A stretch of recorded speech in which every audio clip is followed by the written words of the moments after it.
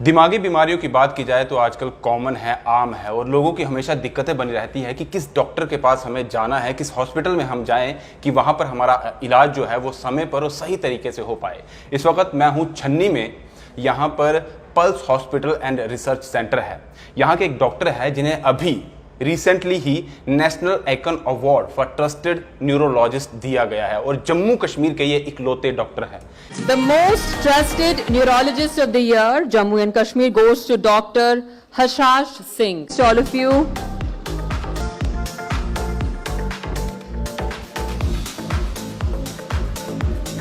इसी से आप अंदाज़ा लगा सकते हैं कि जो पल्स हॉस्पिटल है वहाँ पर डॉक्टर जो हैं वो कितने बेहतरीन हैं, जिन्हें अवार्ड जो है वो दिया जाता है और बेस्ट न्यूरोलॉजिस्ट, यानी कि आप ट्रस्ट कर सकते हैं इस हॉस्पिटल पर भी और यहाँ के जितने भी डॉक्टर हैं उन पर भी। इस वक्त हमारे साथ वही डॉक्टर हैं जिन्हें बेस्ट आइकन अवार्ड दिया गया है। हमारे साथ है डॉक्टर हशाश सिंह। सर, पहले तो आपका स्वागत है हमारे चैनल पर। Thank you so much. पहले तो आपको बहुत बहुत मुबारकबाद कि आपको अवार्ड मिला है। Thanks a lot.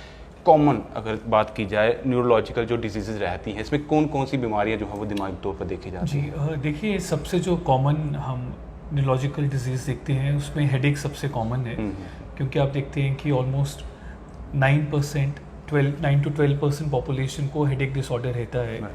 और सबसे कॉमन माइग्रेन हेडेक्स आती हैं, टेंशन टाइप हेडेक्स आती हैं और सबसे कॉमन जो डिसऑर्डर है वो हेडेक्स है। हेडेक्स के बाद जो सबसे कॉमन हम देखते हैं वो है एपिलेप्सी, जिसे हम मिर्गी की प्रॉब्लम बोलते हैं, जिसे हम झटके की बीमारी बोलते हैं, और सबसे कॉमन दूसरी एपिलेप्सी हम देखते हैं। सो हेडेक और एपिलेप्सी, और इनके साथ साथ जो एक डिज़ीज़ है जो ऑलमोस्ट अब हम सब सुनते हैं और कॉमनली डायग्नोज भी होती है, दैट इज़ स्ट्रोक, जिसे हम लकवा की प्रॉब्लम बोलते हैं। हाँ जी, इनको छोड़कर कुछ डिजीज़ हैं जो स्लोली होती हैं, समय के साथ धीरे धीरे प्रॉब्लम्स बढ़ती हैं, और हालांकि बहुत बीमारियां हैं, बट जो सबसे कॉमन दो हैं उसमें सबसे पहला डायग्नोसिस हम डिमेंशिया का बनाते हैं बहुत कॉमनली, जिसे हम याददाश्त कम होने की बीमारी बोलते हैं, और दूसरा पार्किंसंस डिजीज़, जिसमें पेशेंट को ट्रेमर्स होते हैं, स्लोनेस होती है, जिसे हम ब्रेडिकाइनेसिया बोलते हैं, वो है। मैं सर ये जानना चाहूँगा, सबसे पहले आपने कहा कॉमन, जैसे हम हर एक को हेडेक होती है, सिर दर्द सबको होता है, लेकिन कई बार लोग जो हैं उससे नज़रअंदाज कर देते हैं, कहते हैं कि रोज़ है, कोई ना कोई दिमाग तेल लगा लेंगे, कुछ मसाज कर लेंगे तो उससे सही हो जाएगा। क्या ये प्रोसेस सही है? क्योंकि जिसको रेगुलर हेडेक हो रही है शायद उसे डॉक्टर के पास जाना ज़रूरी है। जी हाँ, ज़रूरी है, क्योंकि हेडेक बहुत टाइप्स का होता है। प्राइमरी हेडेक डिसऑर्डर्स होते हैं, सेकेंडरी हेडेक डिसऑर्डर्स होते हैं। मैंने अभी जो माइग्रेन और टीटीएच या क्लस्टर की बात की, वो प्राइमरी डिसऑर्डर्स हैं, यानी कि उसमें पेशेंट की जान को खतरा नहीं है, बट कुछ सीरियस बीमारियों की वजह से भी पेशेंट को हेडेक हो सकती है, जैसे ब्रेन में ट्यूमर होने की वजह से या स्ट्रोक होने की वजह से, या और भी मल्टीपल सेकेंडरी कॉजेज जैसे कोलॉइड सिस्ट वगैरह होता है। तो ये इंपॉर्टेंट है, क्योंकि अगर वो डॉक्टर को नहीं दिखाएंगे और वो उन सिम्टम्स को नहीं पहचानेगा जिनकी वजह से पेशेंट को हेडेक हो रही है, और वो एक सीरियस बीमारी की तरफ इशारा कर रहे हैं, जैसे सबसे कॉमन हम ट्यूमर की बात करेंगे, तो हम वो मिस कर सकते हैं। और अगर डायग्नोसिस लेट बनेगा पेशेंट का, तब तक ट्यूमर का स्टेज 1 से 3 से 4 हो जाएगा, तो पेशेंट का जो सर्वाइवल है वो भी, यानी कि अगर हेडेक आपको रेगुलर हो रही है तो आपको डॉक्टर के पास जाना बहुत ज़रूरी है। हाँ जी हाँ, डेफिनेटली। और ये अगर इसके साथ ही अगर मिर्गी की बात की जाए तो जिस तरह से मिर्गी कई बार बच्चों को बचपन में ही शुरू हो जाती है, जब वो जवानी तक चलती है, बुढ़ापे तक चलती है, उससे अगर आप रोकथाम, क्या उसका मतलब बिल्कुल उसे रोका जा सकता है? किस तरीका उसका रहता है? देखिए, एपिलेप्सी में दवाइयों से हम सीजर्स को बहुत कंट्रोल कर सकते हैं और पेशेंट को हम सीजर फ्री कर सकते हैं। एपिलेप्सी की दवाइयाँ एपिलेप्सी को क्योर तो नहीं करती हैं, बट ट्रीट करती हैं और झटकों को काफ़ी कम करती हैं। सो अगर छोटे बच्चों में एपिलेप्सी होती है तो वो अलग तरह की एपिलेप्सीज होती हैं। Late onset epilepsies usually stroke की वजह से या पेशेंट्स को ट्यूमर्स की वजह से होती है। हर एक एपिलेप्सी का ट्रीटमेंट अलग रहता है, depending upon type of seizure, type किस तरह का झटका आता है। टाइप्स भी रहते हैं? जी हाँ, इसमें बहुत सारी टाइप्स रहती है, और इसमें जो रैशनल एंटी एपिलेप्टिक ड्रग है जो उसी पर्टिकुलर सीजर टाइप के लिए बनी है, वही देने पर हम अच्छे रिजल्ट्स पा सकते हैं। यानी कि मिर्गी में भी कहीं ना कहीं जान जाने का खतरा रहता है, ऐसा कुछ होता है? जी, अगर बड़ा झटका बहुत देर तक चलेगा तो ब्रेन को ऑक्सीजन ना मिलने की वजह से हाइपोक्सिक ब्रेन डैमेज हो सकता है, और पेशेंट को रिवर्सिबल ब्रेन डैमेज भी हो सकता तो है। ये मैं जानना चाहूँगा, जब मिर्गी का दौरा पड़ता है, कुछ ऐसा होता है, स्ट्रोक अगर किसी को आता है, तो सबसे पहले अगर वो घर में है या कहीं पर भी है, तो वो क्या करे अपने लिए, उसकी फैमिली वाले उसके लिए क्या करें ताकि वो हॉस्पिटल या डॉक्टर तक पहुँच पाए?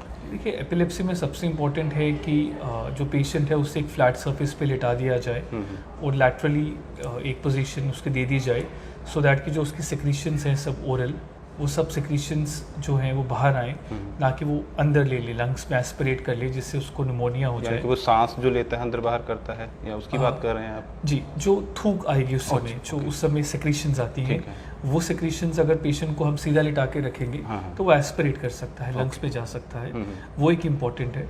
बाकी बिल्कुल कोशिश नहीं करना चाहिए कि हम पेशेंट का मुंह खोलें कोई स्पून डाल के या फोर्स लगा के, क्योंकि अगर हम वैसा करने की कोशिश करेंगे तो पेशेंट को भी डैमेज हो सकता है और आपको भी डैमेज हो सकता है। और इसमें बहुत सारे मिथ्स भी हैं। मिथ्स जैसे आपने कहा कि चम्मच के साथ वो खोलने का मुंह करते हैं, बहुत सारी और चीज़ें भी, जैसे सॉक्स को लेकर भी बहुत सारी ऐसी चीज़ें चलती हैं कि सॉक्स के साथ उसको स्मेल देनी चाहिए। क्या ऐसा नहीं, ऐसा बिल्कुल भी नहीं है। ये सब पुराने ज़माने की स्टोरीज़ हैं, फोकलोर से, ये बहुत गलत है। ऐसा करने से कुछ भी नहीं होता है।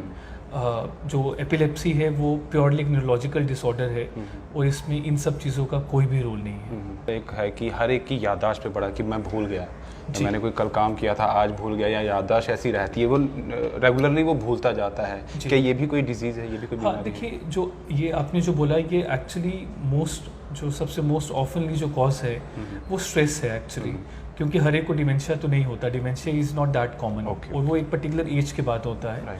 जो यंगस्टर्स अभी कंप्लेन करते हैं मेमोरी प्रॉब्लम्स, वो most of the times because of stress, because of depression होता है।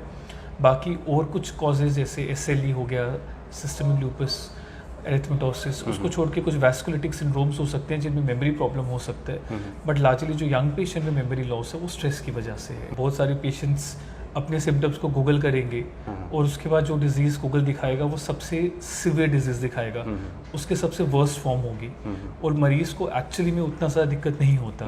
बट वो पढ़ने की वजह से जो मरीज़ को स्ट्रेस होता है, उस स्ट्रेस की वजह से पेशेंट के जो सिम्टम्स हैं वो बढ़ जाते हैं और उसकी लाइफ कम्प्लीटली डिस्ट्रॉय हो जाती है।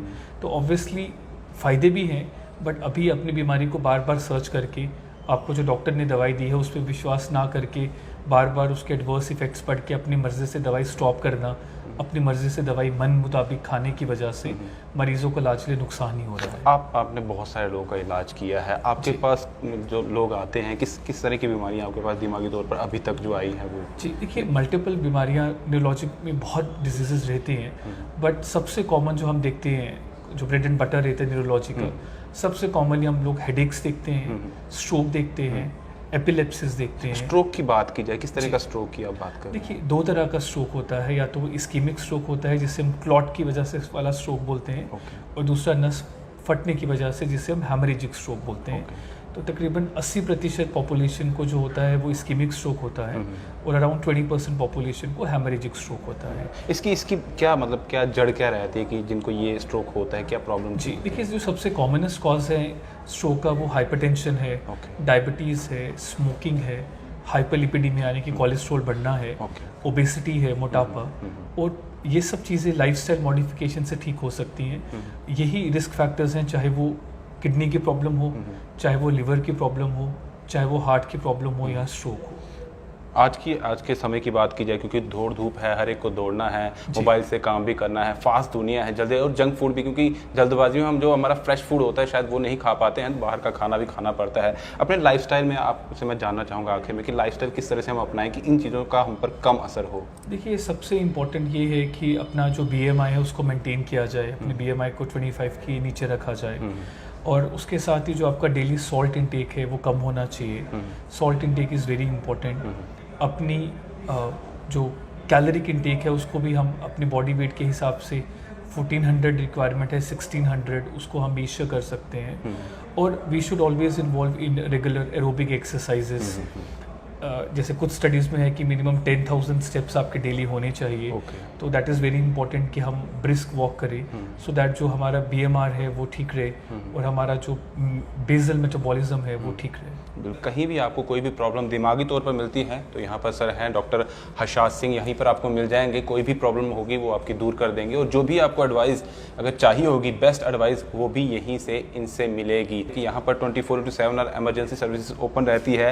हाईटेक ICU है, यानी कि जो भी फैसिलिटीज़ बाहर के लिए आपको जाना पड़ता है वहाँ मिलेगी, वो यहाँ इस हॉस्पिटल में आपको मिल जाएगी। इसके साथ ही अगर कोई आयुष्मान कार्ड इस्तेमाल करना चाहता है कि उसे कहीं ना कहीं जो आयुष्मान कार्ड का जो उसका उन्हें फ़ायदा लेना है, तो यहाँ पर वो भी है। और आयुष्मान के साथ उसी के बीच में एक निको जो बच्चों के लिए, शायद बच्चों के लिए रहती है, बिल्कुल न्यूनेटल ICU। हाँ, तो वो भी यहाँ पर सर्विस आयुष्मान के साथ साथ मिल जाती है।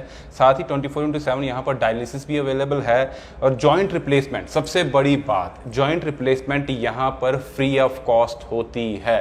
किसी को भी नीज में अगर बात की जाए, दर्द रहती है, उनको लगता है कि ये रिप्लेसमेंट करनी है, तो यहाँ पर आइए, ये आपको फ्री ऑफ कॉस्ट करके देंगे। उसके अलावा यहाँ पर ऑर्थोपेडिक्स है, जनरल सर्जरीज की बात की जाए, गायनिक अगर बात की जाए, सभी यहाँ पर अवेलेबल मिलेगी। और एक चीज़ और, सबसे बड़ी बात, कहीं भी आप किसी भी हॉस्पिटल में जाते हैं, वहाँ पर आपका जो अटेंडेंट रहता है, यानी कि अगर मरीज़ को एडमिट कर लिया जाता है तो अटेंडेंट को कहाँ जाना है, वो कहीं किराए पर रूम लेगा, किसी होटल में जाएगा, कहीं ना कहीं उसे अपना और पैसा जो है वो खर्च करना पड़ेगा। लेकिन अगर आप यहाँ आते हैं, इस हॉस्पिटल में आते हैं, उन्हें यहाँ पर सराय भी दिए जाएगी, यानी कि रहने के लिए रूम या कमरा भी दिया जाएगा, लेकिन उसके लिए कोई भी चार्ज जो है वो ये हॉस्पिटल नहीं लेता है। यानी कि आपको घबराने की ज़रूरत नहीं है। एक तो आपके जो मरीज़ हैं उनका ट्रीटमेंट यहाँ पर बेस्ट तरीके से होगा और आपके अटेंडेंट भी यहीं पर रह पाएंगे, इनके पास में रह पाएंगे, उनसे कोई पैसा और जो है वो चार्ज नहीं किया जाएगा। यानी कि आपको बाहर जाने की ज़रूरत नहीं है।